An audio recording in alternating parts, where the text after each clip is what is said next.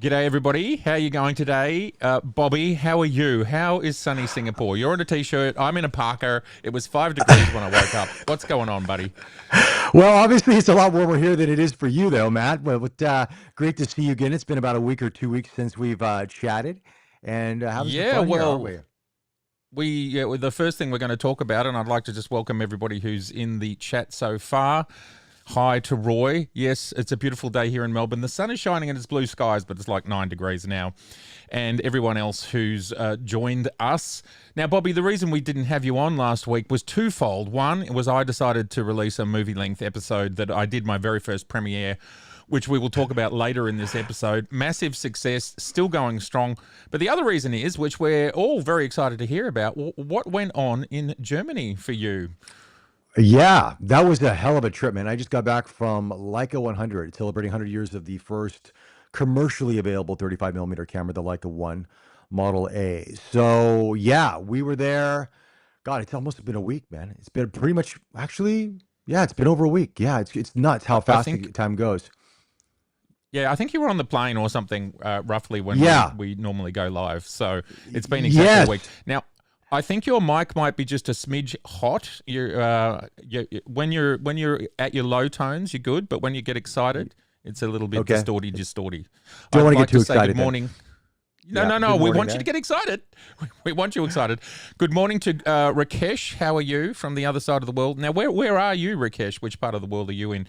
So, Bobby, Leica flew you to Germany, and Yes. they got you there. And then what Yeah. happened? Tell us all about it. Because we want the inside on what goes on in these sorts of things. Well, these are very Was there? rush. I mean, these are very quick trips because we arrived Yes. on the 25th morning in Germany. It's about a 12-hour flight from Singapore here, and direct flight, which is good from Singapore to Frankfurt. And we arrived there, literally dropped off our bags because it takes about an hour, hour and a half from Frankfurt Airport to get to Wetzlar, Germany, thereabouts. Dropped our bags off and we went right into our first sessions, which is sort of like they always take you through sort of the introductory thing, which I've been there already a few times, but they had me do this anyways, the archive room, which was really where you get to see some of the old documents, the old drawings, the original photographs, prototypes of cameras that have already come out to market, how they made cameras, the parts involved, all those things, all those nooks, all those are like small details that I think you'd appreciate, Matt, especially someone as technical as yourself who loves these things, right? You love how they put it Yeah. together and it gives you a new appreciation of what like has gone through over the years, the good times, the bad times. And they talk about all these things, and you see a lot of it in the archive room. Now, they don't show you everything in the archive room because you'd be there for days. So they do show like a little bits and pieces. Sometimes, depending on the group, they'll be a little bit more historical. Sometimes they'll be a little bit more in terms of, let's say, lifestyle products. With our group, is a little bit more lifestyle because of the media, the journalists that were with us here on this trip probably didn't see Leica before, so they show like the Lenny Kravitz edition, the titanium Oh. M7 version, which are these are things that I mean we would see out in the stores. But I mean, previously when I went there, we would see the cameras that captured the Hindenburg when it blew up. Oh, The wow. image, those cameras that capture those images, or we would see cameras that went into battle and war. And they have all of these things in the archive room, plus the original sketches of the cameras, how they design them, the parts, how they make lenses. It's gorgeous. It's amazing. And you spend about probably a good hour in there. Then after that, they have a little bit of a museum, kind of a walkthrough museum in that area. And then you sort of just can move around the whole campus because it's a small campus in a way. You have an office where they do the all these cine lenses. That's there. Then they have the Leica watches. You have the museum. You have the gallery where they had Joel Meyerowitz, who was putting on an exhibition there for Leica 100. And then you have obviously the stores so you can shop. And then they had the auction area where you could actually see all the pieces up for auction, which is very interesting because I think is the second most valuable camera ever sold, just sold at this auction for a total of 7.2 million euros. 6 million euro was the winning bid, but obviously there's a 20% fee and then taxes, whatever the case is. So it rounds out to about 7.2 million euro for a Leica Zero model 112 or serial number 112, I should say. Leica Zero serial number 112. And so it's kind of a prototype to the Leica 1. And So that's kind of the that's the 112th Leica. Is that what we're saying? To come off the production line. it's a prototype. It's a Oh, prototype to prototype. the Okay. first. So Yep. prior to 1925, Leica made a series of prototypes in different cameras. So they made the Leica, which was the first camera that Oscar Barnick used to capture that infamous 35 millimeter photo that's in Old Town Wetzlar that we see a lot of on Instagram or on social media and on the web. And then subsequently he made other versions of this camera, kind of improving it till they get to the Leica One. And the Leica One launched in 1925, hence the 100-year anniversary. So it's 100 years of the first commercially available camera, because previously they were all like prototypes and they were all for in-house. But and he kind of changed. I mean, this is the camera that changed 35 millimeter photography. It was small, compact. It wasn't a big, large camera. He was taking cinema film and basically putting it in horizontally versus vertically, or using large format 4x5, which was used back in those days. And he took this and he created this camera system out of it. And a lot of it had to do with out of necessity, because he was not a healthy guy, had asthma, had health issues. So he wanted a camera that he could carry around. And so hence he came up with this design. And rumor has it, I mean, these are some of the stories you hear there, is that he was working for Zeiss, if I'm not mistaken, back in the day, because Zeiss has an office, or they had a factory in Wetzlar as well, very close to Leica. And he wanted to create a camera, and they said no. They want him to continue on with optics, and then he moved over to lights. And Ernst Lights said, go for it, make your camera. And that changed everything. And the funny thing is they launched the camera at a time where the economy was absolute shit. The money, the currency in Germany had no value at all. And they're thinking, what a time to launch a camera. And it was expensive. I mean, Leica still was a premium product even back then. And it sold extremely well. So it kind of went against the norm, but he tapped on something that just sort of inspired a new generation of people that want to capture their moments. And that's kind of the history of Leica, in a sense, in a nutshell. Obviously, they get more into detail, but that's kind of what we were there to see. So that was kind of like the beginning of the first day. Then we'd walked around a little bit, had some lunch, and then we went to a dinner and a concert in a cathedral, in a church cathedral in Old Town Wetzlar, which was absolutely beautiful. They had this choir, then they had some of the employees that performed in the choir as well. Then afterwards, we had a great kind of buffet spread of meats and beers and all that stuff. It's German food, right? All the good stuff. That was day one. Day two was quite fun. They did the unveiling of the new limited edition cameras, the Leica 100 years cameras. So the M11D, the Deluxe 8, the M11, Wetzlar Germany version, and of course the Sofort 2. Then after that, we basically I went to the Ernst Lights house. I went to the new dark room that they just built there, which is phenomenal. So they had just launched a new film, the Monopan 50, right? Which is a slower film, 50 speed film. And I got to try a roll of that, and it is unbelievable. This was such a great experience, because to go into the dark room, it's state of the art, but they're using some of Leica's older machines for enlarging and developing, but they're putting LED lights inside of them instead of the previous, I think, tungsten lights. But it's a state of the art sort of lab, and it's created by this gentleman by the name of Anton, who is part of the archive, but he's also was a printer as well, and he's studied under various different famous photographers. And unbelievable experience to sit there to see how they're printing, enlarging, printing, developing, and at the same time learning about the film. And this was not open to the public per se. I mean, people got invited in there, but it's a small room, so you can't have a lot of people in there at one time for a dark room. But if you love film photography, this is awesome. I'm going to do a video on it. I'm waiting for more footage to come back in to do this, because it's so, you obviously you worked in film and printing for many, many years, and you made a career off this, of enlarging and printing, and seeing an image come to life on paper through chemical is just unbelievable. It's magic, right? And to see it happen over and over again. And I was talking to Anton about this. He's been doing this for years too. And he says, I never get bored of this. It's always exciting to see that image come alive for the first time. And then obviously you're putting in the different developers and the trays along the way, and before you wash it. And it's beautiful to see that. And so, yeah, we did a little bit of that, and then went to the Ernst Lights family house, which is still around. They do give tours to kind of show you how they lived, and a little bit of trivia there as well. And then we went to a beautiful gala dinner at night, and the next day was the auction. The auction that, Oh, wow. that What are they yeah. auctioning? This is a very quick trip. This is a very, very quick trip. Yeah, The next like day was how the long were you auction. in Germany for? Like 48 hours by the sound of it, or 57 hours. I would say about yeah, maybe I wouldn't even say a full 72 hours, man. Maybe like 60 hours I was in Yeah, Germany, love it. Tell us but you're about the packed auction. into it. The auction is amazing. Okay, so I got a chance of a preview of a lot of the auction pieces because I did an interview with the two gentlemen. One a gentleman who was in charge of the auction, another one who's in charge of products for Leica.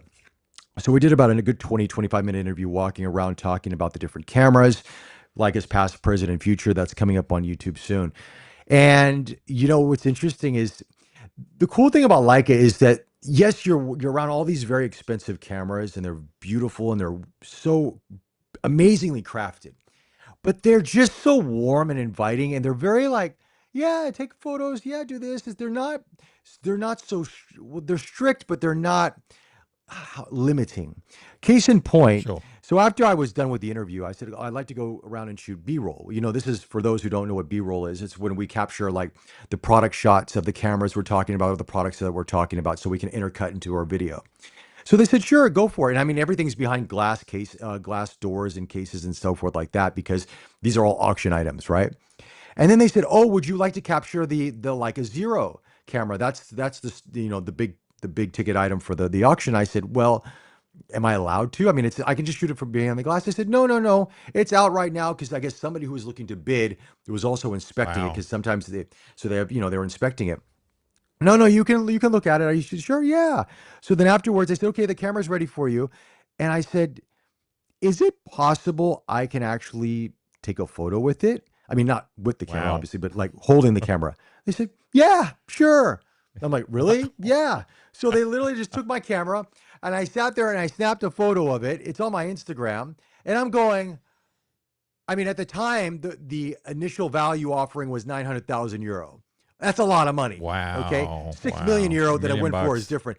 But it was 900,000 euro was the starting bid. And I'm thinking to myself, I'm holding a camera and I'm going to talk about nerves for a second. It's very nerve wracking to hold a camera that much. Very Yep. nerve wracking. So I did Now, it. Bobby, I'm going to And get I your took, I'm going to get your Instagram up and find that photo. So yeah, keep going. yeah. Just Um, just trying to do that. um, yeah. And I was very shocked. I was like, wow, this is something special. Then you saw the very first M3 that was ever available, serial number 700,000, because it starts at 700,000. Then it would go up subsequently. So the very first one that went up for auction, I think that went, I don't know what Hmm. the price of that one was. There was the Leica 1 Model A with the astigmat lens, because they only made about 250 of those. That was rare. That Right. one went for over a million, if I'm not mistaken. Got to see those, and they also even had Nikon. They had Nikon there as well. They had Nikon cameras up for auction as well. There, they did, they did. So I thought Really? about you, Matt, when I Okay. saw. Yeah, they did. I think it was like an S. It was an S series camera. I forget was it an S2, S3. I have to look at my B roll on it. But we didn't talk much about it. But they did have other camera brands there for auction because they found them to be of historical relevance. But man, what an So experience! And then I think I yeah, found that image. So is it you holding it up to your face and you're wearing yeah, like a tan shirt? You'll see it yep. come through That's on the it. live stream if you've got. Yeah, that's So it. that is near on a million USD right there No, no, in that's your hands. 7.2 million euro right there in my hands right now. Oh, That's that's 7.2 seven million. point two. Oh my That's god. 7.2 million euro. Yeah. Let's talk about nervous, Matt. Let's talk about nervous for a Yep. second. Yep. That's it. Yep. Yeah. That is Yeah. Bobby nervous. Well, you looked great for looking nervous, and I have to say, Well, you're in another shot. You're wearing a tuxedo or something, no, no, no. It's just kind of like a a smoking jacket. double yeah, kind of like that. A double breasted, jacket like that. I was just trying to be a little Well, more fashionable. you turn up with the good stuff when you're working with Leica there. Yeah. It is. This was unbelievable, but just, I mean, you have to look at the engineering of these cameras back then. I mean, the fact I'm holding up a camera over 100 years old and it's still so solid and it works. This camera works, Yep. it's unbelievable, the engineering. And I think it just goes to, I mean, people can say like a this, like a that, but until you actually hold one of these things and actually use it and understand it, there's a lot that goes behind these cameras. A lot. And Yep. I mean, I walked out of that whole experience. I mean, the rest of the day was seeing different products and cameras and things like that, and meeting people, and I got to meet so many great photographers and just a lot of cool things like that. But the the overall experience that I got out of this trip, I mean, I've been there for a few times, but every time you're there, it's just infectious. It's not about specs and performance. It's about the love of photography, the love of creating, because obviously now we're into the world of video too. And I think what Leica's captured and their user base has captured is really that essence. And I mean, people will, I mean, I always see the comments, oh, Leica's for dentists and lawyers. It's not for the average person out there. I disagree. I mean, look, yeah, they come in at a higher price point, but you know, that's because of the way they're made, the craftsmanship. And look, how many cameras can celebrate 100 years on their first commercially Yeah. available camera system? Not many. I don't think anyone's done it really except Leica so far. Other ones will get there soon, of course, about 20, 20, 30 years, but it's very, very special. And the community there is they're not stuck up. They're not, standoffish. They're warm and inviting. They celebrate people's journey in photography, especially the team at Leica. They do this. And every time I've been there, this is exactly my feelings. I walked out there going, wow, it inspires you. And it's not about, and they don't talk product. They really don't. They actually focus more on the art of photography than they focus on the product of photography. You know what I mean? So, I mean, the products speak for themselves, and they will obviously talk about it. But you know what I mean? It's really about your craft, and they celebrate all photography and everything in all aspects. I mean, they have a photo of Steve McCurry's Afghan Girl hanging right by the museum, massively large size, and they know that it was shot with the Nikon, but it's about photography, celebrating Gotcha. photography. It's not about the camera. So there's something to be said about that not many brands would do. And I think that there is this stigma like it, but once you actually see them in their hometown and see how the people love it and the employees how they love the brand, it really changes your perspective on it. That's beautiful, Bobby. It's unbelievable your level of passion, also your level of understanding of not Nikon, Leica's history and Yeah. technology, and just the whole vibe. I mean, it's unbelievable, and what a journey and what an adventure. Now, Yeah. it's not a direct question about your visit to Leica, but Moldonite, I think is how we say Moldonite, Moldunite. Do you think Nikon should enter the medium format game, or should Fuji and Hasselblad have all the fun? What do you think about that, Bobby? Well, for those that have been following my channel for a long time, I made a video like 6 years ago saying that I thought the Z mount was capable of it. I've probably learned a few more things since then about the pros and cons, and the difficulties of creating larger glass, the glass that's required Mm. for small medium format cameras, because the Fuji and the modern Hasselblads are not true medium format as someone like me and Bobby, who actually probably like, I've still got my Mamiya RB67, which is an actual, Yeah. it's huge, it's a big thing. But Yeah. in the modern mirrorless era, I think probably only phase one maybe use large medium format sensors. Anyway, I'm going off into the into the weeds right now about what medium format is. But should Nikon make a small medium format camera? I would love them to do it, but it's obviously it's a very competitive market at the moment, Yeah. and to build a whole new line. And I believe that some of the existing lenses probably would cover the image circle for small medium format, and I won't go into detail as to why, but it's basically Yeah. what's happened is people have gotten F to Z adapters and put F lenses onto the GFX, and a lot of the lenses have worked. So, and I think a lens like the Plena would probably work, because we know it's got an extra large image circle. I'll stop talking, Bobby. Over to you. No, no, no, no, no, no, no. Look, I mean, at the end of the day, financially, it doesn't make much sense for Nikon to get into the medium format world. It's not like they sell a lot of cameras. These cameras are expensive. They're high priced. They have to develop a whole new line of lenses. They can't just use the Z mount for it. I mean, there's argue if they can or they can't, but then there's a whole lot of things that they would have to change.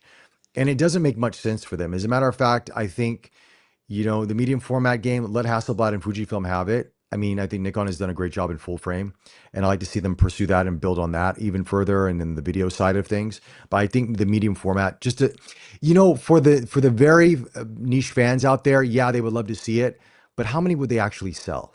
And That's as a me. business, you gotta sell product. I'm a niche fan. I'm a niche Yeah, I fan. I know. want one of those, but yeah. Well, I know, but And but look, you know what? But I might be in a class how of many would they 1,000. sell?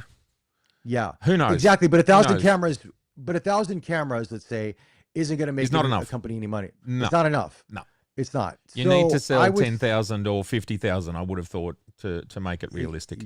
yeah. If everybody could say in the chat whether they would buy, let's just make an imaginary Nikon. What did I call it? I think I call it the ZM, which was Z for M for mediums. The ZM. How many people in the chat would be interested in buying one if it say cost, I don't know, 5,000 USD? Let's just see there in the chat. So, Bobby, the Leica experience sounds amazing. There were a couple of new products, but really it was about the celebration of the 100 years, not the celebration of new releases. Yeah, I mean the products were beautiful. The products are gorgeous, Yeah. like the M11D, which will be coming out next year. I think because it's obviously was announced, but it'll be released for sale next year. Only 100 pieces. It's unbelievable. I saw it in person. I mean, you want to talk about beauty? Holy shit! What a camera! What a camera! I mean, they have really the new lenses they made. The special, it's just gorgeous. The box is like a piano. It's like this beautiful wooden box with piano lacquer black, and it slides out, and they've got these lenses. I mean, you've never seen something like this. It's like a piece of art. It's like, and of course, there's no straps like strap lugs to the camera. You're holding this camera. That's it. So most people will buy this and probably not use it. I'm sure some people will take a few photos, but it's not going to be an everyday carry, right? But I mean, it's such a beautiful piece. When I saw it in person, I thought, oh my God. Like, and the price is going to be up there. I think I heard around 40,000 euro, if I'm not mistaken. So for the set, which is 2 lenses and the camera, and I think it's got other cases inside of it. Did you just say 30 or 40,000 euro? Did you say? Yeah. It's a good, yeah, the perfect price, which I think, Bobby, is going to segue me over to, thank you so much for telling us about Leica 100. And I would like to talk about something that's slightly more affordable, if I can, which is this right here. A lens that you and I have both played with, and that is the Tamron 16-30, 2.8. Just slightly more to change affordable. gears. We're going to change gears. I do have both the E and... Yeah, that's right. So, we can talk about Leicas for a long time, but then mere mortals like me will never have one, let alone everyone else in the comments. I don't know. Does anyone have a Leica? But yeah, so new lens. It's a really interesting lens. Both Nikon and Sony have a lot of lenses that are kind of around this level, around this 16 to 30 range. I missed in my video because it was like 11:30 at night and I was walking across the street holding a gimbal, trying to not get run over by a tram, trying to remember all the lenses, and I missed the 17 to 28 Z, which is part of the range, and I missed a couple of Sony lenses whilst I was, trying to do my whole script live from my head. But what do you think of the lens, Bobby? I think it's a great lens. Just don't upgrade to firmware 3.0. No, I think it's a solid lens by Tamron. I mean, and this is going to be great for a lot of people that just do video. That your content. I mean, I find this to be more of a video for an optimal video length, focal length for video than I do more. I mean, photography, yes, but I feel like video people will enjoy this a bit more. It's like the 1635 GM2 from Sony, for example. That's a great video lens. You know what I mean? Takes fantastic photos too. But yeah, this is where it shines. And I think for the Nikon users, obviously, because this is the Z-mount version of it. I mean, it's gonna be light on the kit. Just throwing up the opening to my video from that lens. So I'll just explain what I shot here. This is the lens. The opening bit was on the Sony A7 IV. And on Bobby, I got the Ronin RS4. Great. Yeah, how'd you think of it?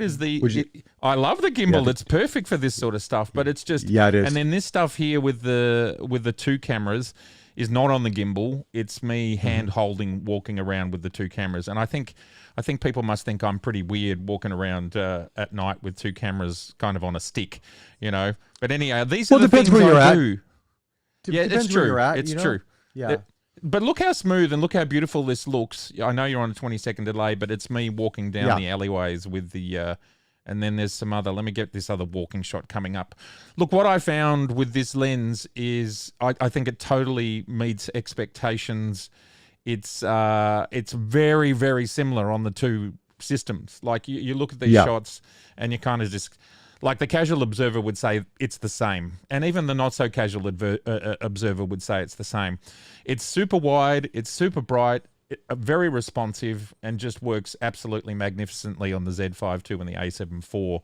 And so, and I think it's a really good price for the for what you're getting. Like it's a 2.8. It's a fast lens. Who out there is excited? I can see that Roger is excited by the Tamron 16-30. And what's exciting? So this me walking along here, Bobby, which you'll see in about 15 seconds. So this is on the Ronin with the 16-30, and this is all handheld. And this is while I'm trying Yeah. to not get run over at the same time. This shot here is actually taken at a different time, and it's not handheld. It's not on the gimbal. But anyway. What a great kit. We are just so spoiled. Like the fact that I'm shooting this at nighttime, and I think I'm still like at base ISO or close to base ISO. Yeah. But then we jumped into Capture One, as we can see here, the footage you're about to see. And man, yeah, great lens. And I believe it's coming out in about 4 weeks for Yeah. Sony, and then about 3 weeks later for Z. So they've obviously got to manufacture them, basically. Anyway, I'll come back to us. So yeah, your thoughts? I mean, I like the lens a lot. I think it's definitely a size and a focal range that for Nikon users are going to enjoy. Obviously, Sony users already had a 16-35 for quite some time, but the price point's different. So if Yep. you are on a budget and you're looking for something that's going to give you pretty great optics and very good performance, I think this is a really kind of a no-brainer for you. And if you are wanting to get into more video footage and content creation, and you're looking for a smaller kit, this is something that you to grab into as well. I think it'll pair very beautifully with the Z5 II, as you mentioned, Z6 III, Z5 II, smaller cameras, especially if you want to keep something lightweight in your bag on the go. This is a good Yeah, well, I option mean, it's for only you. 440 grams, which I can't remember what that is in ounces. Yeah, neither I do can't I. remember the Yeah, equation either, but it's yeah, something like half or double or something. yeah, Yeah, great but it's great. I lens. mean, I like it. I like it. I think it's just a solid lens for And people. 929 USD, which I think is pretty reasonable for what you're getting, and very exciting. Now, also we have a new lens from Laowa that I think that you've got in your hand there, Bobby, that you might want to show off to us. Yeah, this one. This is the 12 millimeter f2.80D. And I'm sure if you guys can see that or not, right there. That Yes. is, can you see that? Yeah. Yeah. So, Yep. I do not have a video on this yet because I have a problem with mine. And I think I've heard that there are some issues with this lens in terms of the copies that were sent out from Laowa. So I'm waiting to hear back from them because um, wasn't the best performing lens in terms of sharpness and in terms of performance. Autofocus was a bit off, not really sharp. Yeah. So, I mean, So the I read an zero D article this aspect is, morning. yeah. Yeah, what's I up? I read an Did you hear? article this morning, basically Lauer saying that these pre-production copies, they acknowledge what's going on there, and they believe that the shipping copies will this will all be addressed. So that's what they've said publicly. So, Yeah. let's wait and see what happens. Yeah, so I did get in touch with them. They did say they will probably either take this lens back or send me another one to review. And I understand it. I mean, because I don't want to, the thing about it is when we get these pre-production samples, I mean, some creators don't give a shit. They'll just put out a video and say it sucks and that's it. I Yep, don't do those yep, things because I like to talk about yep. things I like to talk about. And so when I saw the images, I was a bit like, this is not really good. It's very mushy and it's very That's not soft. right. You went. That's And not right. that's not right. So I reached out to That's not them right. and I said, yeah, I said, the guys, there's something wrong with your lens here, or at least let me know if this is your performance. So if I do review it, I'm being honest. And they did tell me they had some production issues. So please hold off if it's possible. Send them some sample photos, which I did. And I haven't heard back from them yet. So yeah, But I mean, I don't think I don't think it's yeah, I think it's we'll just wait and see what they come up with. But the zero D aspect is very, very cool. The fact that you can shoot at 12 millimeters and pretty much once you're on a level field, there's no distortion on the sides. That's pretty friggin' impressive. If this ends up to be a very sharp lens, I think for architect photographers, urban landscape photographers, interior photographers, and videographers, you're gonna love what this lens does if they can get the sharpness and they can get the autofocus on point. I think it's a really good option. The design is different though. I mean, look at this design, Matt. Look at this thing for a second. Now, Well, the previous one was very different looking. You know? well, you know the 10 mil though. Did you review the 10 mil like 18 months No, ago? So I no, did, I did. and I and Yeah. I and you and I are going to obviously disagree because I actually quite like that design. It looks like a robot, and I love it. And the other thing I was going to say is the 10 mil was magnificent. It was sharp. Everything worked perfectly. So considering these two are from basically the same family, I suspect they've just got to iron out some bugs. Yeah. But yes, it's a unique design. There's no question. They're running their own. You know, Yeah, and it doesn't really match they're with playing any their own camera game. system at all. Yeah, it doesn't match Does with it what? any Sorry. camera system. It doesn't match No. with any camera system. So it's sort of like this. The previous ones were manual focus, so they weren't autofocus. So they had Yes. much more of a Yes. traditional lens design.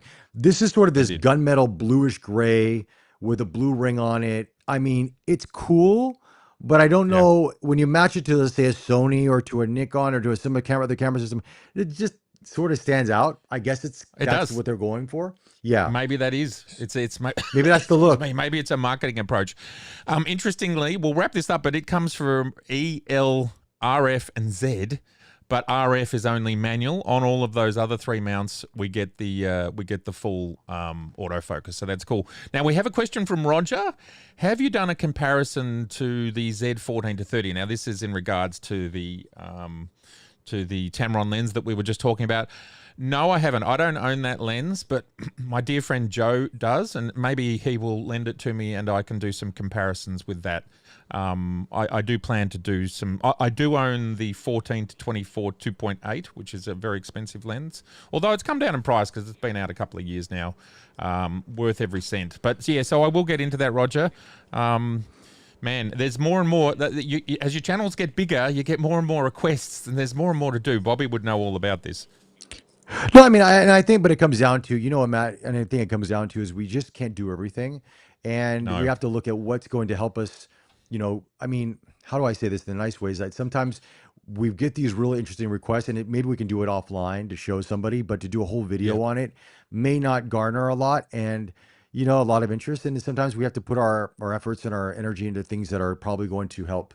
You know what I mean?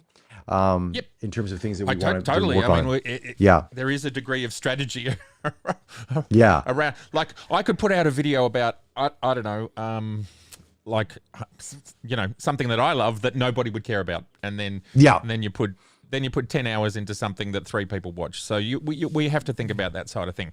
Anyway, an Sure. exciting release from Tamron. I'm excited to see the fact that it's for E and Z at the same time. I think that's a great sign. And now the next thing I want to talk about is something I do know you made a review about, which is the Thypox Samira. If you want to Ooh, quickly tell yeah. us about those. Yeah, the Typoc is well, I mean, they're a lens company that's Typoc. been around. They're part Typoc. They're from DZO, Typoc. DZO Films. Yeah. So DZO has been known to make Oh, some great cinema lenses over the years. More of a, yes. I wouldn't say, I mean, they're definitely getting up there in price now, but they're definitely less expensive than some of the bigger cinema lens brands, but they make really good glass.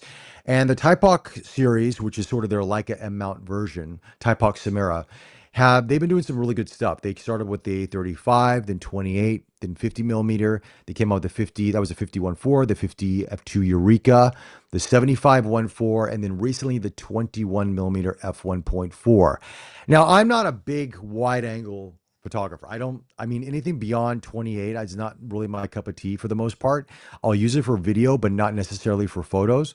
But when I was at Broadcast Asia here in Singapore a couple months ago, they actually had the lens on display. You could actually try it out. They, obviously people knew it was coming because it's part of the Samira C line, which is their cinema line with M mount to it. So they're more compact lenses for cinema usage, but with the M mount to it. So they already have that focal length there. So we kind of knew it was coming for the Typoc series. So I tried the lens and I was But Really Bobby, impressed by the optics. on the live stream, is that the correct lens that I've got up on the Yeah, screen there? Has yes, that popped up yet? yes. That's it. That's the 28. Yeah. Well, I see the 28 right there, but that's the Samara, the Type Samara. So I'm a little bit Yep. 5 seconds behind you on this. But yeah, if you Yep. click on the Samara, you should see the 21 there. But it looks pretty much the same thing. Yep. So yeah, so then I tried it there. I really liked what they did, and I reached out to them. I said, "Can I review this?" And they said, "Sure."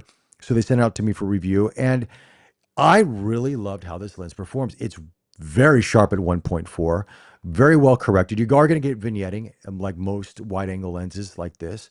You can obviously correct it in Lightroom or Capture One using the correct profiles, or I used Voigtlander's 21 millimeter f1.4 profile, and that corrected the vignetting for the most part. But it's a beautiful lens. I mean, and what Type is, I think, what they've done well over the last few releases is they're not trying to go for the sharpest lens out there. They're going for a more of a cinematic feel. We're getting a balance of great sharpness, good fall off, nice bokeh that's got some character to it. Minimal, green and purple fringing. They're doing a really good job correcting that. Really good optics inside the glass. Very good price point. And this is a fun lens to use. But I found with this lens, if you like to crop, let's say 16:9, 17:9, 65:24, sort of an X-pan ratio, you like to do those wide sort of, horizontal crops to it, you're going to really like what this lens does. It gives you a nice look. It's a cinema lens. I mean, 21 millimeters is a sort of a cinema focal length, and it just makes your image pop off of it. I mean, it's really, really beautiful. So I took that with me. I've been shooting with it, and I also took it with me to Germany as well, and I loved how it performed. Fantastic. And I like what Type's doing. They're doing some good stuff. I know they did some Z mount lenses. I don't know if they still do or not. I think they still make some Z mount lenses, but I mean, obviously the Well, let M me mount check is that really out. where they're focused on. Yeah. And what does a lens like this cost? I think it's under $1,000 USD, if I'm not mistaken. I don't want to quote it exactly, but it's around that price. Yeah. So they're sort of Under playing in the like. How do you compare them to Leica lenses? I would say obviously Leica is going to be Leica's not come out with a 21 1.4 in many years. So a lot of Right. these companies are going to probably improve on that formula, but the build quality, the value of a 21 1.4 from Leica is going to be 5-6 times the price of this. So I would say this kind of really competes with Voigtlander more or less than anything else. I would put it Yep. into that category in some ways. And I think depending on the look that you're going for, I think Voigtlanders are more geared towards photographers, where Type is sort of giving you a hybrid because you can declick the aperture on these lenses. So you can go more cinema, if you want to do that, like a stepless aperture, or you can have the clicks there. And I find it to give more of a cinematic feel than the Voigtlander. But everybody will have their own preference. Some people will like the Voigtlander way that it renders. Some people like the way that this renders. But in terms of how they compete, they're really kind of close to each other in that respect. The Leica is going to be a bit of an older lens, so I wouldn't say it's necessarily, I mean, I don't have a 21. They're hard to find, so I didn't have one to compare. But I was happy with this. Very, very happy with this. Very cool. All right. Well, that's exciting to see. I mean, there's just so many lenses and so many different things coming out. I just thought in this episode I'd throw some numbers I saw of the latest Yeah. sales from Japan. So we Let's have, take a look. firstly the sales from, let me just get that loading and you'll see it in, I don't know, 15 seconds. So first it's Map Camera. Now for those that don't know what Map Camera is, it's a very famous store in Tokyo. I visited there 2 years ago. There's like 4 floors of cameras, 1 floor for Sony, Canon, Nikon, and a couple of mixed floors. And this is the sales, I believe, for what, and this has been translated. So this is for May 2025. And what we can see here, have you got that up yet, Bobby? Has it appeared for you? Yeah, I see it. I see it now. Yes. Great. So we've got, amazingly, the Fuji X100VI is still at number 1 position. We've got the Z5 II at number 2 position, the XM5 at 3, the GR3, the GR3X at 4 and 5. And those cameras have been around a long time, haven't they? Those Ricos? Yeah, they have. Yeah, they have. Yeah. The Canon R6 Mark II in 6th, the Z52 in 7th, the A7C in 8th, the EOS R50 and 9th, and we've got the GFX. The GFX, right? So that medium format is actually rating. Now, of course, this is the month that it came out in, but it's pretty amazing to see that it's able to crack the top 10 because these would be, if you think about the population of Japan, which I think is around 120 million, they would be selling in reasonably high quantities. So, yeah, really interesting mix. Any comments on that? I just thought it's kind of interesting to see what's going on in the market. And then we're going to look at Yodobashi. I think that's how you pronounce it. Let's look at Yodobashi, then we can talk about the trends. I think there's something quite interesting there. So you'll see that in maybe 10 seconds.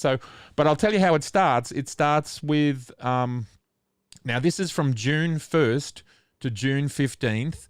2025. Let me know when you can see it on your screen there, Bobby. And in first place is the Nikon Z5 II, which is fantastic for Nikon. In second place is the Z50 with the double zoom kit. Third place is the Sony A7C II with the zoom lens kit. Fourth is just body only for the A7C II. R6 Mark II is in fifth. The R50 is in sixth with a lens kit. The Sony A1 body is in seventh, which is interesting for such a high-priced item. The EOS R10 in eighth. The Sony ZV-E10 in ninth. We're almost there. And the other Sony ZV-E10 with some sort of zoom kit is in 10th. So it's an interesting mix. And it's interesting to see that it's sort of different between the two retailers. But Yodobashi is like, a big box electronics consumer store. So what's the equivalent in the US? What's it called again? Probably Best Buy. Probably Best Buy, I think it is. Here in Australia, it's like JB Hi-Fi or Harvey Norman. I'm not sure what it is. Yeah, we have Harvey Norman here too. It's Fnac if you're in France. I can't remember what it is in England and anywhere else in the world. But yeah, so any thoughts about that? We don't really have to deeply analyze it, but I just thought it would be interesting to see. Yeah, I mean, I think that it's quite interesting to see, let's say, from the Yodobashi, is that how do you say it correctly? Yeah, Yodobashi, yep. Yodobashi, I mean, obviously a little bit more current than the map camera one. Yodo. I'm leading you astray. It's Yodobashi. Yodobashi, yeah. So do you reckon that's where George Lucas got Yoda from? Maybe. Anyway, go on. Never know. But I would say that this being a little bit more current, obviously the Z5 II and the Z50 II are doing very, very well. And I think we can see that trend even on our YouTube videos in terms of views and the comments that come in, that I do see that these cameras are doing very well. And I think Nikon has been very aggressive in terms of getting them out there, price point wise, promotions. And promotions are a big factor when you ever see a lot of these things happening. You know what I mean? So I think when we talk about all these charts, the promotions these brands do put out per month or per week are going to heavily affect the price of the sales numbers and so forth. The A1 Mark II, I was quite shocked to see that at 7th place, because the camera, obviously the price point, it's a premium, much higher than everything else from, let's say, Z8, Z9, R5 II, R1.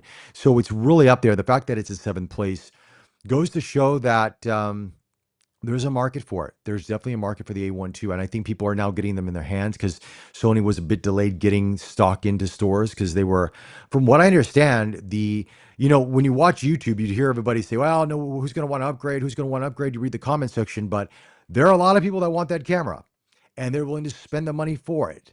And it's kind of like it's a lot of people's one and done camera. So yeah, it's doing quite well considering. As for the map camera, Fujifilm obviously has a trend there. You know what I mean? The GFX 100 RF, that was the first month it was launched.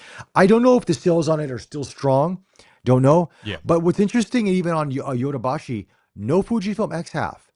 For that little small compact camera, you think that thing would be selling off the shelves, but no. Yeah. It's not. Good point. It's not there. So I think for some people, I know Fujifilm's they're being aggressive marketing it, but it may not be getting the traction that, see, this is the thing about YouTube and watching our space versus real world, right? Real world will tell you what people are buying. They like small, compact. They like to be at a certain price point that they're going to get maximum features for less money. I think it's everybody. But sometimes in our world, we've got these very quirky, kind of interesting cameras that are cool, and everybody's talking about this is going to be the great everyday camera, but it doesn't resonate with everybody. So, yeah, I mean, there's something to be said about these things. Absolutely, Bobby. I'm just queuing up because our next topic is going to be, and hopefully people in the comments get into this, is going to be talking about the magnum opus that I delivered last week, Oh, which was yes. the longest video I've ever made by a very long amount, just shy of 2 hours. I'm just letting the ads get out of the way so Yeah. I can just run that video. Oh God, now I'm getting more ads. I'll come back to. Come Yeah, on. but you know what? While you're waiting for that, I'm going to answer Craig's thing because Craig goes, "Man, the Z5 II is doing well. Z50 as well. Where is the Z60 landing?" I'll tell you, Craig. I think the Z5 II has taken the wind out of the Z6 III for a lot of people. I think it really has, and I think it was the Z5 II. I mean, this is my opinion, Matt. If you want to chime in on this, please do so. I think Yeah, the yeah. Z5 II is really. This is Nikon's A7 III. This is their camera where they've given a lot of great features at a very good, compelling price. And unfortunately, it's going to cannibalize some of the cameras that are close to it in performance, like the the Z6 III. Yes, the Z6 III has a better EVF. It has, probably, I think, faster frame rates. It has better video specs. Yep. But Yep. for the average photographer, the You just don't Z5 need II that is stuff. more than enough. Yep. More than enough. And I think that, yeah, I think probably Nikon is probably thinking maybe we should have just made the Z6 III, Z5 II and call it a day. But you never know. But you never know how things will pan out. But right now, the Z5 II is really I feel it's taking the wind out of the Z6 III sales. Oh, look, there's no question. And every manufacturer is going to have their kind of halo product at any given point in time. I mean, you can see the same going on with Fuji and the X100 It doesn't matter that it's, I don't know, 18 months old now. That's where the value equation is for Fuji users. What's amazing to me is a Z5 II is basically better than the flagship DSLRs, the last, whether it was the D6 or the last Canon, which were both 20, 24 megapixel cameras, right, that would shoot 14, 12, 14, 15 frames a second mechanical. Yeah. This camera is the same res, does the same speed, has better autofocus, and the only things that it's probably not quite as tough, it's probably not as weather sealed, and obviously it doesn't have a vertical grip. But if you're just talking the specs in the box, obviously battery as well.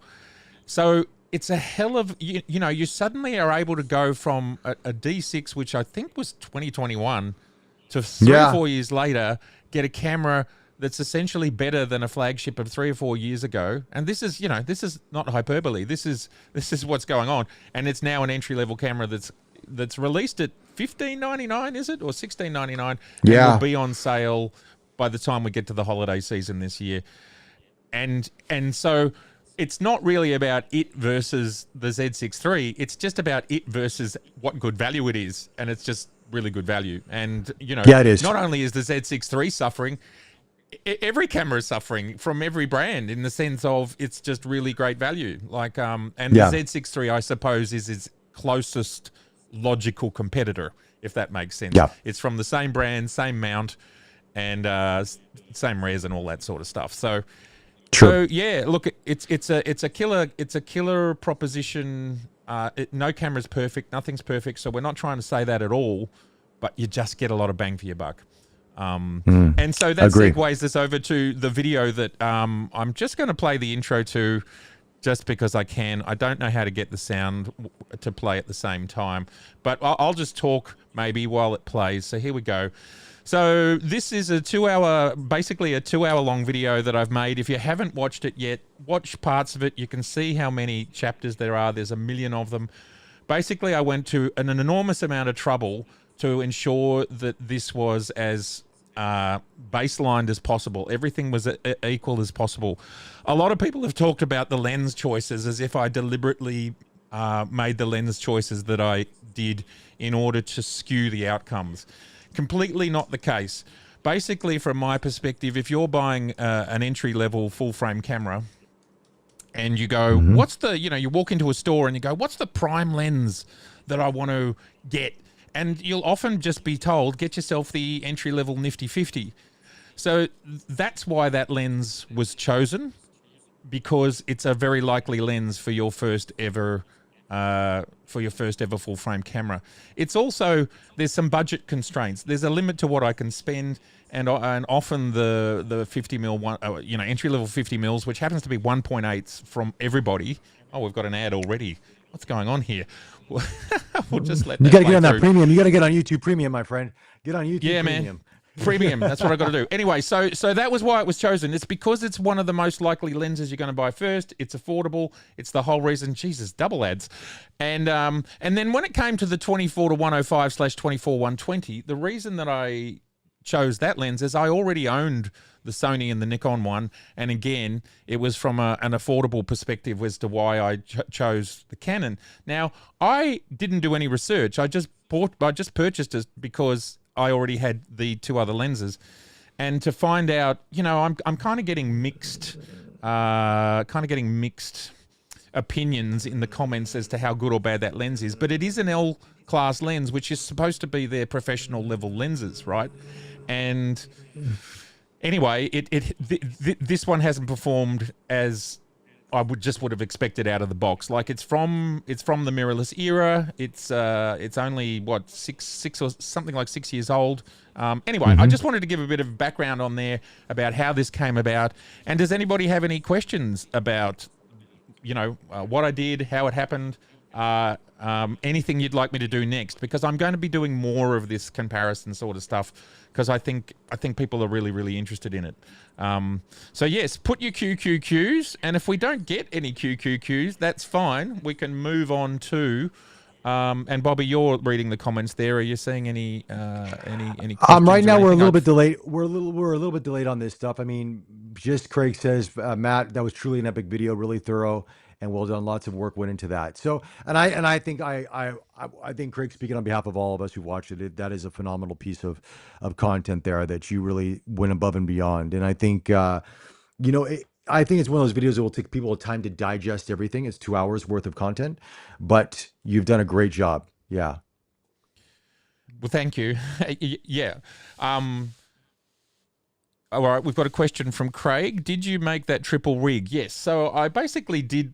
I had to buy that beam, and then I just put all the pieces together. So the camera mounts, which are Arca Swiss compatible, they had to be screwed in. And yes, so it was Frankenstein together from parts. You can't just. There's no company that makes a triple mount like that. And interestingly, I actually started shooting with just putting the cameras on a tripod and then, putting them on and taking them off, putting them on, taking them off. And I just realized that wasn't going to give me the standard that I wanted. I wanted the video to be recorded at exactly the same moment. So, because I see so many reviews where people one person will be holding one camera and another person will be 3 meters or 10 feet to their right, and they're holding another camera. They're pointing it quite different directions. I wanted to make it as absolutely the same as it possibly could be, so that there was no question of same light, same settings, same focal length. And it's harder. What's interesting is it's harder than you would think to standardize the cameras, because what's amazing about, and this is not a criticism, this is actually a beautiful thing about these manufacturers, is that they do things a little bit differently. So to baseline, kind of color science and codecs and compression algorithms was actually quite difficult. And even to get flat profiles, they all do it quite differently. So I spent a lot of time before I actually started shooting just trying to baseline everything. And there was more to it than I thought there would be, which is why it kind of took so long. But yes, we've got another question here from Roger, which is, you must have had some fanboy pushback in the comments. Yes, totally. And look, interestingly, I would say that it's been less than I ultimately thought, because the reason the video is so long is because I wanted to cover my bases, and if there was something I wasn't sure about, then I shot it and then I put it in the video. But the other thing I want to stress is I could probably make 2 more 2-hour videos if we really wanted to talk about everything. There's just so much that you could talk about. And if you like what was someone asking me about? I can't remember what it was, but that they were saying, why didn't you do this? And it's like, I did do it, I just didn't put it in the video because the video is already 2 hours long. There's my head. Yeah. We don't want to see my head. My head. But, so, have we got any more questions there? Manfrotto has a similar rig. Okay. Do they make something? I don't know what they make. Yeah, I mean, yeah. Manfrotto makes quite a bit. Yeah, they make some stuff like that. But I think this is cool. By the way, did you like that small rig tripod? That Tribex? Which one? Which one are you talking about? The small rig tripod. Yeah, the one with the handle. Oh, the potato jet. Yeah. Oh, that is brilliant. I love you squeeze the handle. Did it work for you? I'll just go to a lot of people have been complaining about it in terms of that's not performing as they would want it to perform. So I was just curious. I never tried it. I did have one thought about it. So one thing that I don't love about that tripod is the thing you turn to lift the pole up and down is on some sort of ratchet, which is really quite strange. And you just that sometimes doesn't work. And there was one other thing that I can't remember, but I really love the extending legs, like to just squeeze a handle and then you've instantly got what you need. That is superb. Nice. Yeah. Nice. Sorry, you go, Bobby. You were going to say something? No, worries, Matt. I mean, I have to get going here soon, Matt. So, I mean, I think sure. If you want, you can just continue on with the stream because I think there's gonna be a lot of people that are interested in your Magnus Opus, of course. So a lot of great content there. But yeah, guys, I got to bounce because I got to do some work. But I just want to say, Matt, thank you once again for having me on, and great chatting with you. And I'll, like always, and stay warm. Yeah, I'll stay warm. Now, if you sign off, I'll just get a one shot. So you sign off, and I'll adjust my camera appropriately. All right, guys. I'll chat to you all next week. Take care, and Matt, we will chat very, very soon. Thanks, buddy. You take care too. Thanks. Okay. Bye. Bye. All right, here I am on my own. So, yeah, look, I'd love to, because we're obviously at the roughly the 1 hour mark, so I'm happy to chat about this video for as long or as little as people want to chat about it. There was an enormous amount of data points, and as Joe said, and I've put the comment on the screen there, everything was multiple takes in this video. There was nothing that wasn't tested at least 3 times, and with some of the things, especially when it came to focus and the stuff that I was doing down on the beach, that was done 10 to 20 times. I had no idea. So I've never owned a Canon mirrorless camera. So I had no idea what to expect with focus or any other aspects of that camera. Just absolutely. Yes, I'm all alone, Z-Wade. Thank you very much. Did you want to join me? Do you want to come on the? I don't know how I could do that. Send me an email via the. Send me an email via my YouTube page, and if we can do it fast enough and I can multitask, I can send you a link. Anyway, we'll see how we go there. Ron has got a question. Have you ever tried the YC Onion monopod? No, I have not. Craig's got a question, which is, what were the considerations in post-processing between the 3 cameras to keep everything as even as possible? Yeah, great question. So obviously shooting for stills in RAW, and then in Capture One, which I'll see if I can get a scene up. Yeah, let's get that scene up there. Okay, and I will flip over to that. So in Capture One, now this is one of the rare images that was captured handheld, so that's why the frames are not identical. But what I did, if you look down here on the left, what I did was just to turn everything off. So we turned lens corrections off. We turned all color corrections and color profiles off. Turned all sharpening off, all defringing off. So everything that I could turn off, I turned off. And ultimately the images became very flat. Now I should... maybe we'll do another video where I can show you what those images look like, but they really look super duper flat. And they all look quite similar. And so that's how I created a baseline in stills. you shoot RAW and then just flatten them as much as possible. Now, some people said to me, "Oh, you should shoot JPEG because that's the best way to show what the manufacturer most wants you to do." I'm not sure that I agree with that. I think with JPEGs, the manufacturers do all sorts of embedding and sharpening and noise reduction and all sorts of stuff before they give you a JPEG. So I think RAW is like getting as close as you can to a digital negative. And then when it came to video, because the Nikon is the only camera that had RAW internal, it meant we couldn't shoot RAW. So the other two cameras don't have RAW internal.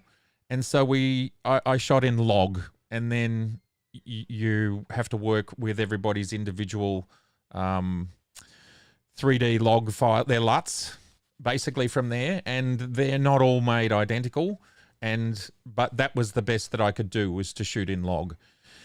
And then obviously the settings were all the same. So everything was at the same f-stops, everything was at the same shutter speeds, apertures, ISOs, color temperatures. Yeah, that was the only way to do it. And it was, you know, just creating that baseline was quite difficult. And the particular shot we were looking at before, because I did understand that there were different price points with those 50mm lenses. So this was the 50mm 1.8 from Nikon, the 50mm 1.8 from Canon and from Sony, and they all come at slightly different price points. The Canon is the cheapest, the Sony is sort of in the middle, and of course the Nikon is the most expensive and, you know, is regarded as a very, very good lens. And again, the reason that I chose it is because it's the sort of lens that everyone would buy first. And if you've got any QQQs, just drop them in the notes there. And Z-Wade, if you do email me, let me know, because I won't go look in my email unless you do that. And yeah, so this shot here was shot at 2.8 to just try and balance the field a little bit better. And it was a great result. For those that might not have seen this video, and if you are really interested in the outcome, I'll just take you to, we actually printed them. And as you can see here, we printed them at another ad. I'm so sorry about another ad. Just let that run through. But they were basically printed 40 inches or 1 meter. And look, that's a pretty sizable print. And not many people are printing larger than 40 inches or 1 meter. And all three cameras in that test performed very, very well. And so this is a really a good testament to something that we all talk about all the time, which is, you know, we can pixel peep and we can pull these images apart when we pixel peep. But in real terms, if we do what we used to only ever be able to do, which is print to print, that's what we used to have to do. We had no other option than print to print. The differences between these three cameras and these three lenses was pretty much invisible at this size. And, you know, this is a real 3.5, almost 3.5 foot print for those who are still in Imperial. And, well, you know, a 1 meter print is significant. You can't find my email. All right, let me, it's if you go to the, I think if you go to the, let me just do that offline. Just give me a sec, Z-Wade. Yeah, anyway, are there any more questions? Because there's so much to talk about in this video, and I'm not sure what direction you'd like me to go in. If anybody has any questions. Z-Wade, it's in the More tab. So if you go to my homepage and you press on the More tab, and then there's a View Email Address button there. See how you go. All right, we will go back to, just give me a moment. Back to the video. Please, no more ads. Yeah, anyway, I think for me, the best thing to come out of this was to really, for the channel, like what I was actually, you know, people think I was trying to make a camera system win. Not at all. What I was most interested in for my channel and the viewers of this channel is for me to actually know what actually happens with these camera systems. Because everybody talks, and a lot of people in comments I know They'll talk about a product, they'll talk about the new Nikon, they'll talk about the new Sony or whatever, and they haven't actually used it. And it's really hard to tell when people are commenting. Obviously, not you beautiful people that are here today, but, you know, obviously you get comments from any of the, 2 or 3 billion people that are on YouTube, and you never know where anybody's coming from. And the only way for me truly to say, you know what, the Z5 focus is not worse than a Canon or a Sony. The only way was for me to get the same lens on the same day at the same moment to do these sorts of tests. And I did them. And within the confines of my specific tests, because I didn't do bird in flight, so I can't comment on that. And I've never said in this video that it was about bird in flight. And I knew I couldn't really do bird in flight because the lenses, you know, a lens that ends at 105 or 120 is not really a bird in flight lens. But for the tests that are within this video, I can confidently say that anything that I did there is repeatable. Anything that I did is absolutely repeatable and would get the same results. So when we had Joe riding his bike towards us, doing 30 kilometers per hour, close to 20 miles per hour, he's got a Speedo on his bike. He did exactly the same run, exactly the same direction. The lighting didn't change. And we know that all 3 cameras maintained focus beautifully. We know that for a fact. It happened, shot it 2 or 3 times for each one. So now if anybody talks to me, I can say absolutely confidently that with this type of testing, I know that all 3 cameras are the same, and it's only those more fringe use cases where there might be differences. And sure, I'll get to test that. The next test I'm planning on doing, for those that are interested, is I have the 135 1.8 from Sony on loan from Bruce, who was in episode 2 weeks ago. Thank you so much, Bruce. Love your work. I own the 135 Planner, and I'm hoping to loan a 135 Canon. This is one of the lenses that Canon users have said in the comments is one of their best lenses. And so the plan there is to put those 3 side by side and see what happens. You know, I'm just going to see what happens. That's all this was. And if you watched my recent video about the 16 to 32.8 Tamron, again, I just put the 2 systems side by side and just basically shot, and then the outcomes are what we all see. And, you know, I'm just trying to understand how close these systems are. And as Roy has just said, most cameras are good these days. Ergonomics are becoming quite important. And that's interesting because at the end of this video, I talk about ergonomics, and of course it's subjective. There's no question it's subjective. But if you go and watch the ergonomic, if you go and watch the ergonomic section, you'll see that, like, the cameras, they're physically different, and all humans are physically different. So people with smaller hands are not going to have a problem with any of these systems, probably. But people with larger hands, it's just different. And there are some fundamental choices that these companies make. Now, if everyone can just bear with me for a second while I try and find Z-Wade in my email, and we'll just I won't sing a song that might freak some people out. Bird in flight is very difficult to accurately and fairly compare. You see, I totally agree with that, and I'm not sure I've even seen that ever happen. Oh, Joe, yeah, cool. Joe, just give me a second. Are you still there, Joe, by the way? 11:23. You are. Okay, Joe, I'll send you a link, my friend. We're going to get Joe on as well. Joe, I'm going to post this to messages. So that's for you. Let's see what magically happens. Z-Wade, I can't see you yet, buddy. Oh, I know where you've gone. You've gone to my other email. 2 emails. Sorry, this is great podcasting right now. But, you know, we're trying to bring some people in, and that's kind of fun. Does anyone have any more questions? This is an opportunity to find out my madness and my methodology as I created this massive piece. And any other lenses? Would there be any other lenses that people would like to see? Z-Wade, I'm guessing that's you. That's you. All right, here we go. I'm going to hit reply. And there you go. Let's see if we can't break the internet. I've sent you that. Okay, Joe, I've sent you the link. You can join up whenever you want to join up. Craig says, until we can get birds to stop mid-flight, then bird in flight is always going to be hard. Yeah, look, it's amazing to me that, did that send? I don't know if that sent. It's amazing to me how hard bird in flight is. I'm not a bird in flight specialist in no way, shape or form. I think my email's having a bit of a problem because of the stream. Roy, are you going to be okay?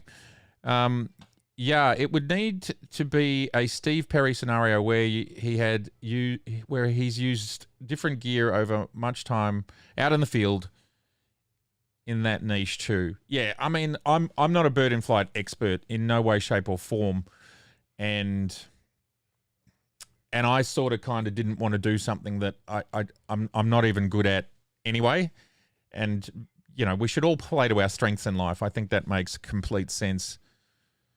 How are you going there, Joe? Are you close? And sending the Z-Wade message. I don't know why that's not sending. Hopefully that's sent to you, Z-Wade. J Blue, I'd like to see the 70 to 200, but I'm not sure it would tell us anything we don't know. Yeah, look, it's interesting the comments that I've got because people have complained about the lenses that I used, but most of the video is really about the sensors and how they're behaving. And when I did the high-speed focus tests, I used 3 lenses, which are none of them are entry level. The Sony one is not entry level. The Canon one is an L-class lens, which is supposed to not be anywhere near entry level. And obviously the Nikon 24 to 120, which is interesting. I was looking at the sales of lenses as well this morning, and that lens was number 2 best selling lens. Now, Z-Wade, I've just sent you that link, so hopefully you've got that link now. That's gone to you. But I agree. I agree with you, Jay Blue. It's not going to change much. And I think if you watch the video in the context of understanding the lenses, then you take that on board. Yeah, I'd mentioned lighting. What do you mean by that, Roy? What do you mean by lighting there? Do you mean like flash lighting or other types of lighting? Roger, roll back the chat for my question about Nikon firmware and third-party lens issues. Yes, well, we were going to talk about that, but we talked too long. So very happy to talk about that, Roger. Where is your question? Can you just repost it in the feed? That would be cool. Z-Wade's almost with us. So yes, let's talk about, I've actually got a video that I'll drop after this live stream talking about what Roger has asked the question about. So obviously we've got firmware 3.0 for the Z8, got lots of great stuff in it, and there was even more stuff in it than was given to, that I was told about in my original briefing. And so there's even more cool things in there. What's happening, and I did want to show everybody, is, where is it? It's over here. So there's been an advisory from Nikon. Just make sure when you update your camera, make sure you don't have third-party lenses on there. Make sure you have, this is a third-party lens. Make sure that you have Nikon-only lenses on there. Or it might cause major problems. So that's number one. And then from that, we had Viltrox announce the same thing. Please don't have your Viltrox lens on there. And that they're also, I think there might have been some compatibility issues with some Viltrox lenses. And then Tamron came out and said the same thing. Now, there is mixed information. There's mixed information about which Tamron lenses and what's working and not working. And some people have said just turn focus limiter off and then it works fine. So I don't really have many Tamron lenses, but the one that I have, which isn't even released yet, it's not being released for like 8 weeks or whatever, which is this one here, it doesn't function, but that's sort of not a surprise, as it's maybe kind of pre-production. But obviously it works perfectly on the Z5 II and all the other cameras. But interestingly, here is my Z8 with firmware 3.0 on it. This is the Viltrox Lab 1.8 lens, and it is working absolutely perfectly. I can tell you that. Love the new customizable. Another thing that I didn't realize. Here comes Z-Wade. It's working fine, but hello, Mr. Z-Wade. You are in the green room. I'm going to. Are you ready to go, buddy? Can you hear me? Let me turn your sound on. I don't know. Let me add you, and we'll. There you are. You are live. Z-Wade. Excellent. Let me go and pull up The stream. Facebook. Or not Facebook, YouTube. Let me pull up the stream so I can follow along with everybody. Matt, I tell you what, Matt, it is so excellent to finally talk to you live. Yeah, man. That's very excellent. Let me add now I've got feedback for some reason. Now you've turned up audio feedback, but that's fine. If you can work that out, that'd be cool. How's but that? if you can't, I'll live with it. No, I'm still here myself. Okay, well, here's what we're going to do. We're going to close the live stream. Better? Yeah, that might help. Yes. No. I'll just no, have to watch it. Now it's a longer delay. Oh, no. Anyway, what I was going to say about this is this lens is working fine. It's still auto-focusing. Everything is absolutely happening, but focus limiting does not work. You can turn it on and off, but it doesn't actually limit the lens. Now, this may be something that will come with time. Oh, we've got an echo, so everybody's hearing the echo. Let me try and work that out. That means it's an Ecamm problem. Sorry, everybody. I'll try and work it out. Although it wasn't happening with Bobby. Check. Z-Wade, you talk for a bit while I try and work that out. Sure. I hope it's Tell not me about, obnoxiously delayed. No, you're fine. Okay, so what are we talking about? How shall I entertain the guests? Yeah, good question. I was talking about the firmware 3.0, the fact that the third-party lenses are having a few issues. But the Viltrox one is working okay. I got a I did get an email from Viltrox. I haven't made the video yet. I made that 135 Viltrox video, and they wanted me to mention that I haven't even read into the email, but there are some like known issues. They don't want you to update it whenever the lens is connected. They want you to take it off and make sure that the lens is not mounted to the camera whenever you update your Z8 or something like that. But I haven't looked at it yet. I got to make that little public service announcement this weekend. I want to stay in Viltrox's good graces because they were super easy to work with, and they're actually really nice. Yeah. So I want to stay on. Sorry, I don't want to talk because I'm echoing, which is a real problem, and I don't know how to fix it because it's working fine with Bobby. So I'm going to let you share your thoughts. Look, maybe, but anyway, I'm going to let you share your thoughts on the 35mm 1.2 that you and I both are in love with, while I try and do a little bit more background fixing. Sorry, everybody. So I have a little bit of a controversial take on the 35s that Nikon has been making, because anybody that's watched my channel for a while, and I have a lot of oddly enough a lot of pushback in the comments, and I have a lot of people that actually agree. I'm in this weird spot with the 35s where I felt like Nikon was kind of in a funk with 35mm since the Z mount, and I wasn't real impressed with the 35-1.8.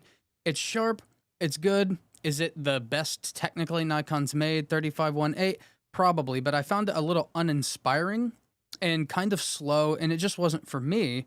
And then they had the 35-1.4, which I totally see. That is for someone, right? I see the uses for like video because it's not clinically sharp. I bet it's much more pleasing in that kind of use. And so I have this weird kind of thought that I have that I kind of feel like, as far as just 35mm go, the only game in town is the 35-1.2, because for the other ones, 35-1.8, 35-1.4, I say save the money and get the 40mm f2, because that lens is awesome and it's dirt cheap. And so like if you have to have 35mm, I understand the 5mm is not that big of a deal. The f1.8 versus f2 isn't that big of a deal. The 35-1.2, you just know. I mean, looking at the images through the viewfinder, it just looks different, and it renders different. And it's the first lens. I thought the 85-1.2 was so far ahead of everything else that nothing would even come close to knocking it off of its pedestal of being my favorite lens ever. And the 35-1.2 made me second guess that. It is absolutely fantastic. Now, the 85-1.2 still wins, but the most fun I've had here lately is having the 85-1.2 and the 35-1.2 both out in the field and just jumping back in between both of them. So it's absolutely stunning. The color is absolutely phenomenal. I don't even know how to describe its rendering. I mean, it almost looks like a JPEG. It looks like it's had work done to it. It doesn't feel like a raw image. It's just so well. It renders so good. Yes. And I won't fix the echo, I don't think. I'm sorry, everybody. But for me, it's how that you can shoot so wide, yet still have the pop of the short depth of field. Mm-hmm. Yeah, that's what's something magic about it. What kind of surprised me whenever I was using it is, I'm used to like wider lenses. You're never going to get that great of a background. But the backgrounds on that are absolutely, you absolutely can get away with beautiful, separation for like portraits, and normally you get to 35 and beyond. And that's just something that you kind of expect it to not be as like beautiful and bocalicious, but it's so smooth. It's so smooth, and it's just absolutely stunning.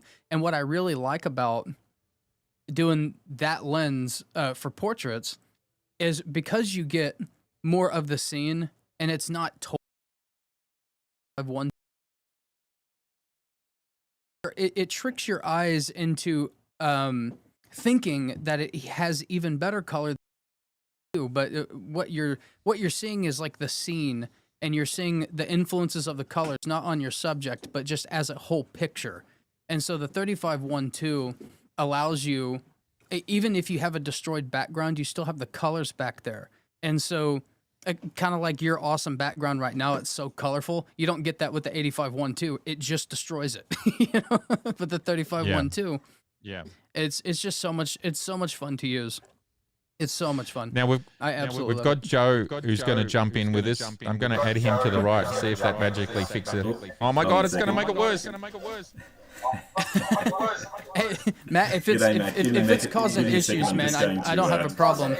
I don't have a problem like jumping out so you can finish your stream. I'm just happy to get to talk to you finally. Hey Joe, have you got sound on? Somebody's got sound on. Okay. Oh, there we go. How's that? It's okay. We've still got echoes. No, Z-Wade, you don't have to go. I'm just going to not talk. Don't want to hijack your stream. No, it's all good. So, Joe, did you want to talk about anything from the comparison video? Look, the only thing that I was thinking is, boy, I can hear myself twice as well. Yeah, Z-Wade, it must be something you're doing, buddy. Do you want to just mute yourself or something? I don't know what's happening. Joe? Yeah, no, it's still echoing. I'm not sure how we're going to solve this, gentlemen. But Joe, if you can cope talking with an echo, I can.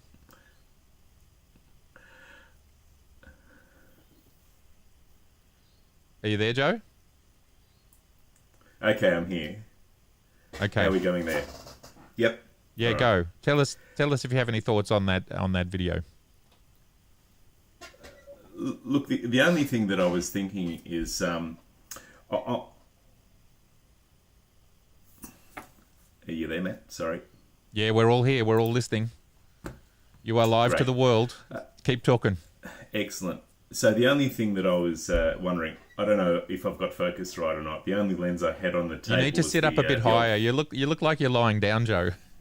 There you go. I am. It's been a rough day. Here we go. All right. Am I in focus? Yep. So enough. All right. So enough.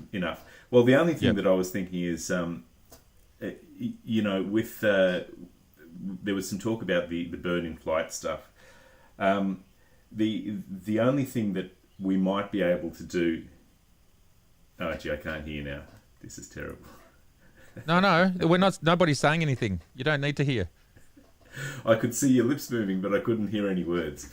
Okay. Oh, So there's the just only thing I was there's a thinking is- delay, obviously. Yeah, that's fine.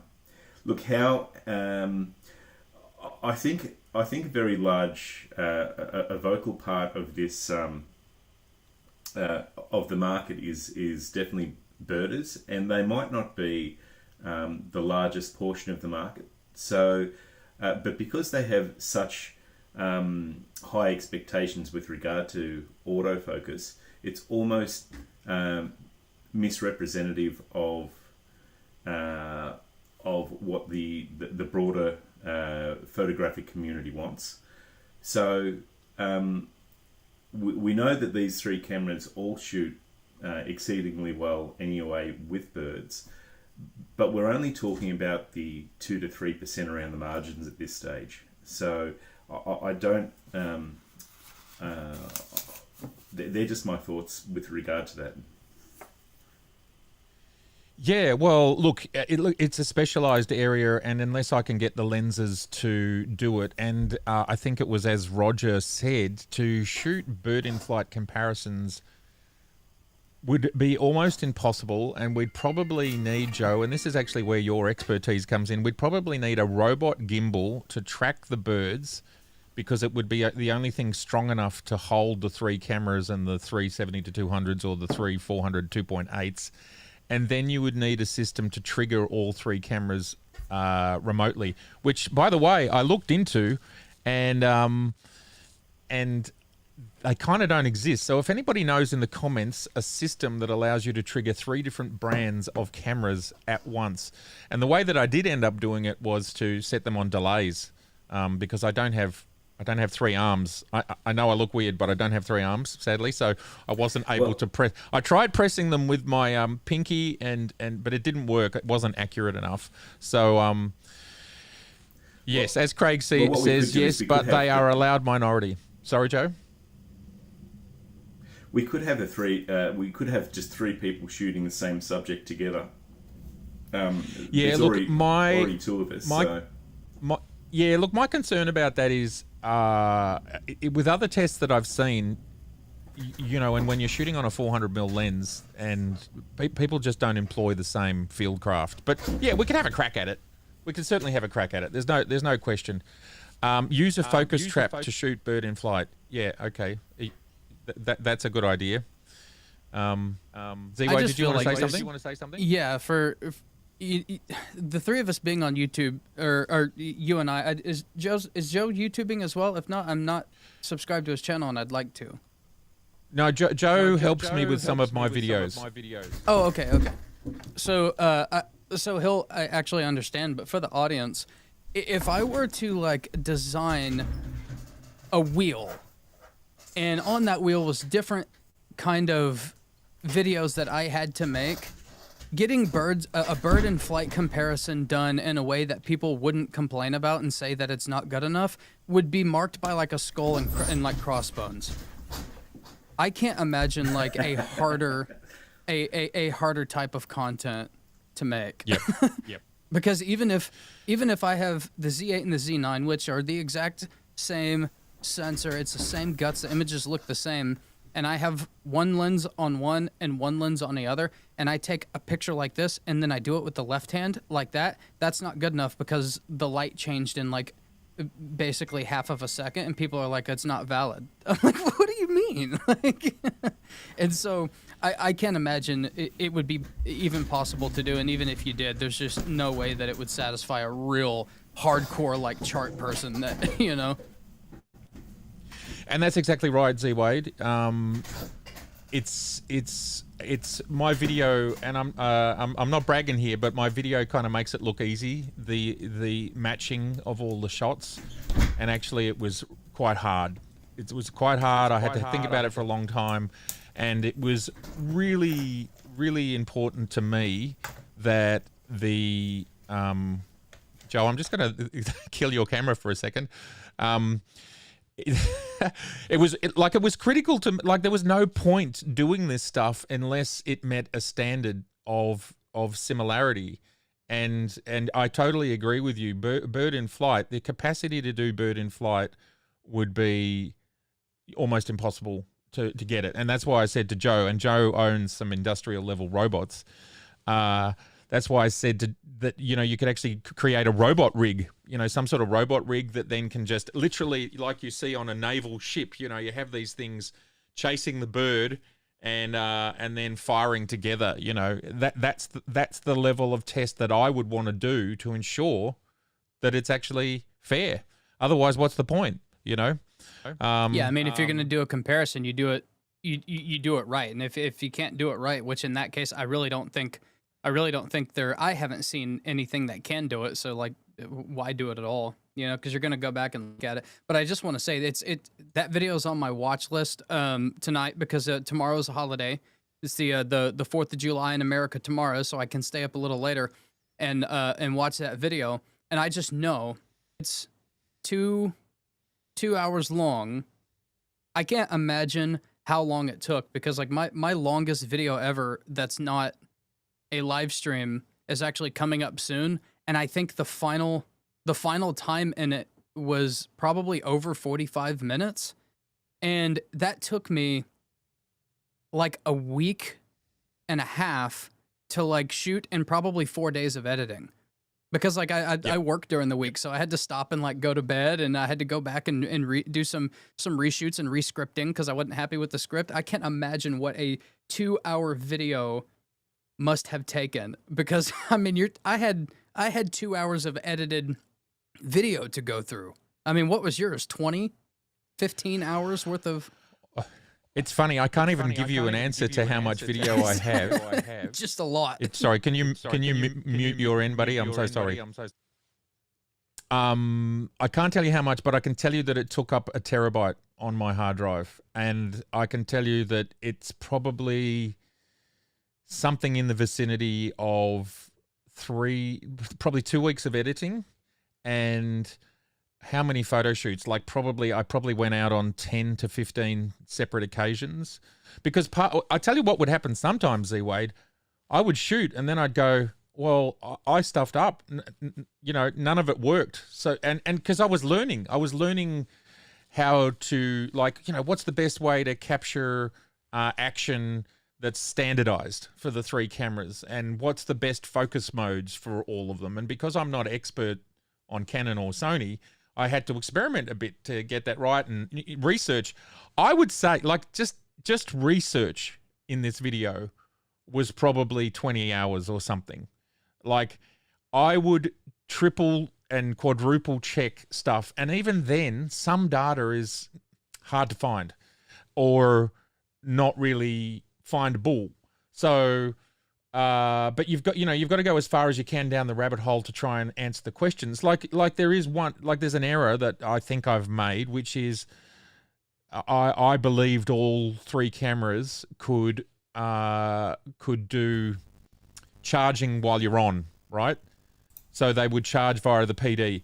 I thought all 3 cameras did it. I thought I'd tested it, but someone's told me that the R6 II does not do that. It'll only charge when you're not using it. Now, I haven't had time to just circle back and check that, but that's a small thing, isn't it? Like, when you think of all the things that I did, and you'll see when you watch it, but there's maybe 100 data points. Welcome back, Joe, by the way. You are on camera. Great. Thanks, Matt. And you think, you know, this is just another thing I had to check. And if you think every data point takes an hour or two to capture, film, analyze, double check, and then you've got to strip it into the video. And I took it really seriously. So when people talk about bias, it is a bit heartbreaking as well, because, you know, I tried really, really hard to be really, really fair. And for example, when we talked about video recording to dual cards, 3518, 35. There's a video playing somewhere. Z5 II doesn't do it. So the Z5 II got a 0. You know, like, what else are you supposed to do? But I'm really happy to have created this baseline for the channel and for the viewers of the channel and for the people that take what I did seriously, because we're all benefiting from it at the end of the day. And I would love as much, interaction and involvement with the community to further this journey, because this is a journey for all of us.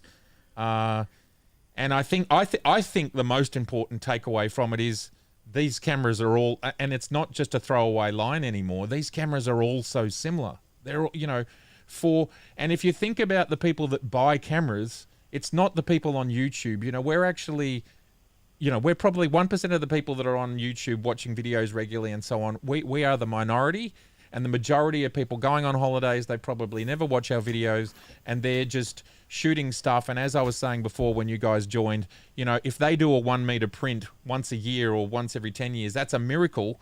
And at 1 meter, or 3.5 feet, all of these cameras looked amazing. And I think that's the great takeaway.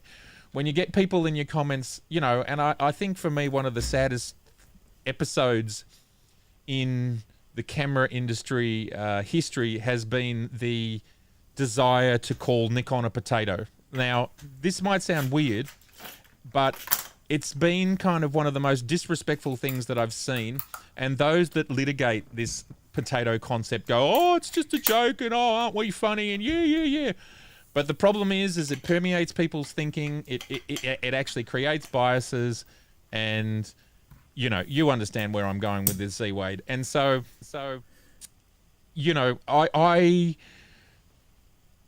and part of this for me was going, well, okay, if Nikon's a potato, then so is Canon and Sony today, because they're all the same.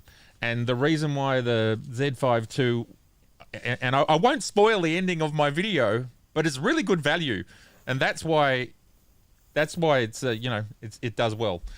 Over to you, Sir Z Wade. As far as I remember it was actually whenever I first got into the mirrorless system, because I was a D610 kid, but the D610 kind of got some of the same kind of flack. Like, they're like, oh, well, why not just get the D750? Because, the D610 is this beginner camera. And it's like, people come into my apartment and they're like, they see my prints. And I have hundreds of prints. I got prints all over the floor and stuffed in closets. It's all done with the D610. It doesn't matter the perception of the camera. Like, what are you doing with it? And that's whenever everyone was like, oh, well, Nikon just didn't get it with the Z6. And I'm like, what are you talking about? That sensor is amazing. Beautiful sensor. That's at the end of the day. I came from DSLR. I was a single point autofocus, and so I didn't take eye tracking serious anyway. And it really wasn't until the Z9 that I really kind of took it seriously. And I was like, okay, this is awesome. But I always thought it was ridiculous, people pooping on Nikon. And yeah, I remember calling it like a potato and a lemon and all that. And it never made any sense to me, because me and the 5 other people in my area that shoot Nikon are doing beautiful work with our with our Z6 and at that time Z7 and everything like that. It was all ridiculous, If I can go out and I can take a brand new beginner's Nikon D3200, which is what I started on, and I can make an image that they can't, right? And that shows them you don't need to upgrade. You need to shoot every single day. The camera it matters this much, It's going out and training your eye to find fun stuff and cool stuff and interesting stuff, Well, look, further to that point, I've got some prints behind me. I'm not sure if you can see. This print here is 1.2 meters behind me, and it was taken with a D200, and the print holds together beautifully. There's no issue. So I think what this video does, though, is it should be a reassurance for people buying any of the camera brands that all 3 of these camera brands are great. But there's this tendency for people to say, oh, it's not as good as this or it's not as good as that, rather than be assured that the camera that they've got in hand is an exceptional tool. Yeah, for sure. I mean, and that was the most important thing to me, was being able to come to this space with with data, with the authority to say I've actually done the tests, I've actually used the gear, same day, same time, same settings, and you know what? For 99% of users who don't have extreme use cases, you can't go wrong. And I've certainly proven it to myself. And if and some people can take it or leave it, whether they like what I'm doing. But I'm going to keep doing it, and I'm going to keep doing it with more and more and different other lenses. And I don't know, Z-Wade, whether you've had a chance to look at my 16 to 32.8 video, which is not 2 hours long. It's only 15 minutes or something. But this is the Sony A7 IV and the Z5 II side by side using this beautiful little lens here, which is coming out in a month or so, and I've got the E version and the Z version. Like, they sent me both versions, so I'm again using them side by side at the same time, and you can see for yourself. And I say it at the end of the video, these images look 99 to 99.5% the same. The same. So, and there it is. And it's funny, I watched a video of yours a week ago where you said, I'm making this video so I can point people to this video to show them so I don't have to write a big comment, right? And in a way, this video is that same sort of thing. It's like, well, I can point you to the video where I've actually done the work. I've done the work. And I say in my intro to this video, I say, look, unless you've put these three cameras side by side with the same lenses, with the same settings, with the same thing, blah, blah, blah, blah, can you actually comment? Now, you can kind of comment nicely, but if you start commenting aggressively, then it's like, well, but you haven't done it. You haven't experienced it. So it's really interesting, and I'm really happy to have begun this part of the journey. The biggest lesson that I learned, and I've always known that it's not the camera, it's the photographer. But whenever me and the guy that does video for me sometimes, his name is Chris. He has an R5C, and so we did this like battleground, like one versus the other.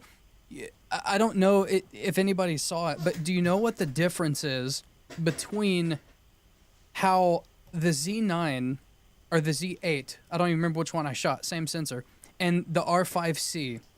If you look at the raw images, the difference is like, if you're thinking about it in terms of your slider and Lightroom, you can make the Z9 look like the R5C raw by changing your temperature to like -7%, like -7 cooler, and changing the tint like 3 more pink than green. And that is the difference in how they render raw, right? Now, JPEG, they have their different looks, they have their different color applications and processing and things like that. I shoot in RAW. That's why, like I tell people all the time, I'm not as interested in cameras. I have a Z9 because it's the best I can get, because it holds the lenses I like the most, right? I like Z lenses the most. That being said, I was super shocked at how great Sony's 51.2 is, and I was a little disappointed of how the Canon 50mm f1.2 was. I thought for sure Sony doesn't make lenses like Canon and Nikon, surely. Wrong. The Sony 51.2 is absolutely excellent, you know. And I'm a lens guy, and I don't know how I got on this rant, but I don't even remember what we were talking about. But I get excited talking about lenses and stuff.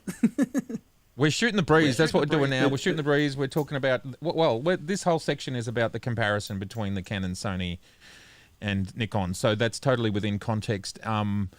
Look, there's a lot of noise. There's a lot of noise around at the moment regarding, are Canon keeping up with their kind of lens quality. I recall when some of their some of the RF mount long tellies came out, that we were basically told they were the repackaged DSLR ones. Do you remember that, Z-Wade? So and you go. I don't follow the Canon space that much, but before you dive in, I just want to like encourage people to stick with the system that you have and don't listen to the noise, because you can absolutely make excellent. It doesn't matter if it's like repackaged or whatever. You can make excellent work with what your ecosystem offers, for sure. Well, look, it all comes down to the finished results people are getting. So whether or not you're looking at Fuji, Canon, Sony, Nikon, and let's say someone is a birder or someone is into landscapes, they're all the top tier photographers are all producing brilliant photos anyway, regardless of the system they're in. So it's the hype. Unfortunately, I think the hype about camera brands has really surpassed the real world usage of these cameras. So people are almost more interested in barracking for their team than they are in going out and just focusing on good quality photography. Amen. well said. Say it Yeah, louder well said. for the people in the back. Hallelujah. Yeah. Oh, no question. I mean, look, I think, Z Wade, you would. We can't deny that when we're in this space, we have to engage in gear talk and all that sort of stuff, and that's just par of the course of being in this space. And I'm not across your full catalogue, but if you make a video that's all about art, it doesn't get as many views as the gear one. So we just live, and the way I try to counter that is I put the art in the gear video. So I put the two things together, and that's what I try and do with all the tips and whatever else built into it. Look, there's no question, and you know, I'm not sure there's anything else to say at this point. I've proven to myself that all these camera manufacturers are very, very similar, and unless someone reinvents how sensors work, or we start to get curved sensors, has been rumored, we're in a very interesting position. And I think just to move the conversation on a little bit, I was talking with my good friend Mr. Seth Miranda just yesterday, and we were kind of talking about, you know, what's Sony doing and what's their next plan. And you know, also, I don't know if anybody follows Sony Alpha rumors, but the guy Andre that runs that recently was complaining. You know, like everything's old. The A7S, the A7S3, 5 years old. A7 IV heading on to, you know, it's 3.5 to 4 years old. What are they doing? There's nothing to buy, and it's really interesting to me that Sony had essentially a 4 to 5 year lead in the 35mm interchangeable lens game. 2013, I bought their A7R because I loved it was a tiny little thing versus my D800 at the time, and I'm brand agnostic. I buy the camera for, you know, I buy the tool for what I was wanting to do, and because I'm a professional photographer, but I'm also a street photographer. They're two very separate careers. The reason I bought the A7R was to have it in my pocket all the time because it was smaller than a D800. So Sony had this lead. They had this 4 to 5 year lead. 2013, 2018 is when Nikon drops Z. A month later, Canon drops RF, and Sony, because they were at their third generation, they were, you know, there was this clear capacity to be ahead in lenses, which is something that people talked about a lot, and ahead in general mirrorless technology. Now the next 5 years has gone past, and I don't think Sony, you know, I don't think they've innovated like we've seen the other two innovate, and it's really interesting. Like, does anyone have any thoughts where this? You know, there was this kind of difference. There was such a big difference. That gap has been closed from Sony, from Canon and Nikon, is what I'm trying to say. What's going to happen next? I actually wasn't surprised I wasn't surprised at that at all. Whenever Canon, you know, because the Canon RF was I mean, I played with one and I thought it was fantastic, but you know, people didn't think it was good enough, and I thought it was great. I like the 33 megapixel sensor. I thought it looked good. People didn't think it was good enough, and of course we all know that nobody was impressed with Nikon, and everyone was like, "Oh, Sony is just, you know, they've got the market."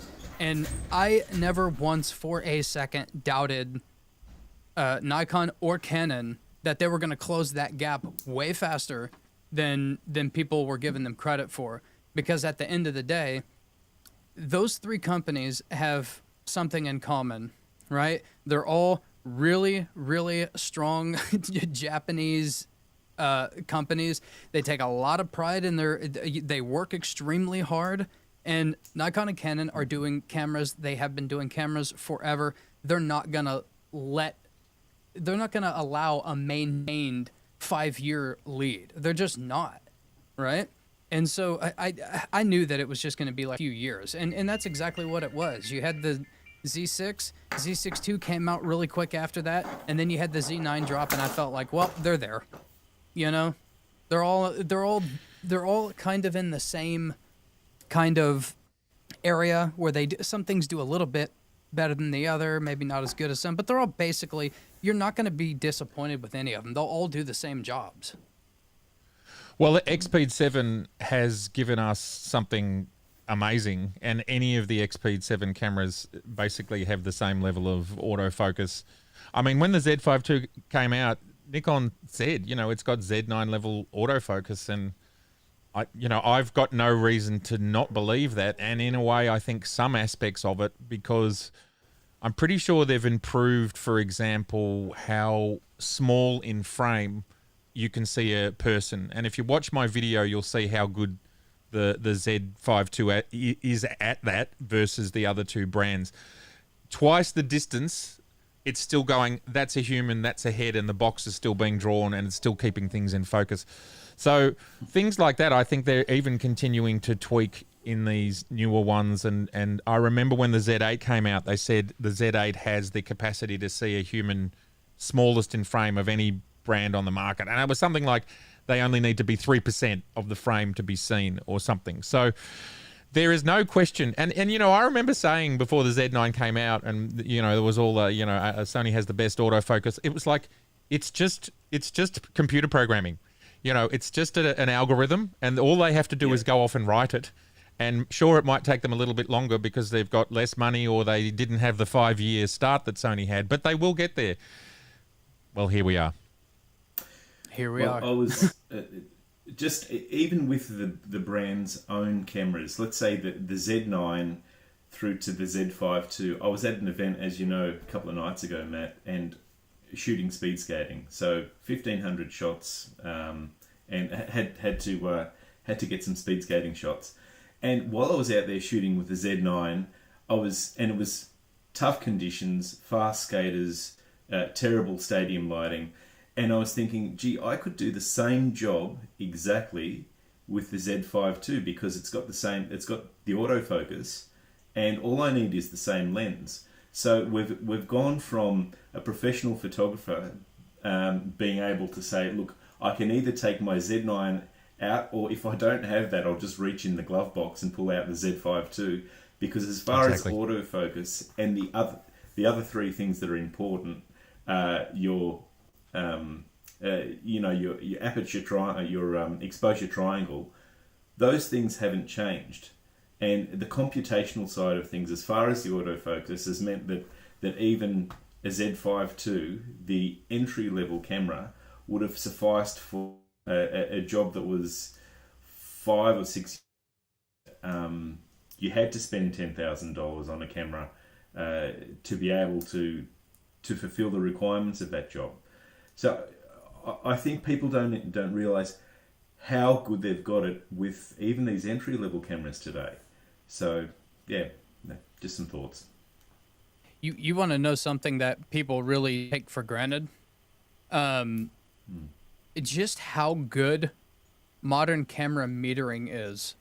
I've been shooting a little bit of film lately, and if you really want to appreciate the smallest little conveniences, go shoot a little bit of film and go get it developed. Well, you know, Z-Wade, I actually looked up what the dynamic range of film is, and I think if memory serves me, because it's like a year ago, transparency film is like 4 stops or 5 stops of dynamic range, and film is like 6 stops. So that's part of the problem, is that we're so spoiled with our 12 stops of dynamic range, you know, because we can pull out of the shadows and pull out of the highlights. Film just doesn't do it, and that's okay. That's just another bonus of it all. Well, everybody, unless it's been absolutely wonderful to have Z Wade and Joe jump on the line impromptu. Absolutely love it. Is there anything you guys want to say? We'll get you both back, of course. But the stream, I think, we're hitting the 2-hour mark here, and I might pass out. Half my family have the flu, so I might have to go get another cup. I have cold tea. It's not working anymore. Oh no, we don't. No. I want to show everybody this, a tragedy. Oh. And I don't know if you can see that, but Yes, we can. What happened? Oh, it jammed up at some point when I went to rewind. I heard it was just, and it was just eating it up. What and camera? So What camera? That was the FM2. It's never done that before. It's fine. This is garage sale film that I picked up. I picked up like 15 rolls for like $6, and it expired I think like 2006, and so I've got 2 decades to decades to meter for.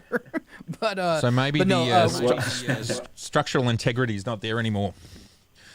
It's probably it's definitely not now. Clearly, but no, I just wanted to say, Matt, it was great finally getting to talk to you directly instead of just in the comment section every once in a while. I've been watching your channel for a while, and I want everybody, even if you don't have the endurance to get through Matt's 2-hour video, go watch it. Watch a few of the ads, because I can tell you right now, I don't even want to. I don't even want to think of any ideas that would take me that long, because I know as a YouTuber, it took a long, long time. So at least go and show it some love. Me, I'm actually about to go put it on, and I'm going to watch it. So Thank you, Z Wade. I really appreciate that comment. And stay on the line. When we end, just stay and we can chat after. Okay. All right, everybody. Well, I want to say thank you so much to everybody in the comments. I can see that a lot of you have hung in there for the full 2 hours, and that is just absolutely brilliant. I really appreciate it. Sorry that we had to start early, but as you saw, Bobby had to go, so it was like we started early. But we will return to the normal time next week, unless Bobby does something different again. Who knows? Z Wade, amazing for your impromptu session here. Absolutely love it. And Joe, the same for you. Thank you very much. Thank you to everybody out there. We'll see you next week. And one last thing, I will drop another video in maybe the next hour, which is talking more about the Z8 3.0 firmware, not issues, but some third-party lenses still need to be firmware tweaked. But as I said, my Viltrox 135 lab is working perfectly, so it's not everything. And also in that video, there is even more features in this firmware than I was originally aware of. So it's worth watching. Anyway, thank you, everybody. Love you all. Have a great weekend when it starts tomorrow for you guys in the other hemispheres, the east, west, wherever we are. Love you. Bye. Take care. Keep warm. And make sure you take some photos. Okay. Bye.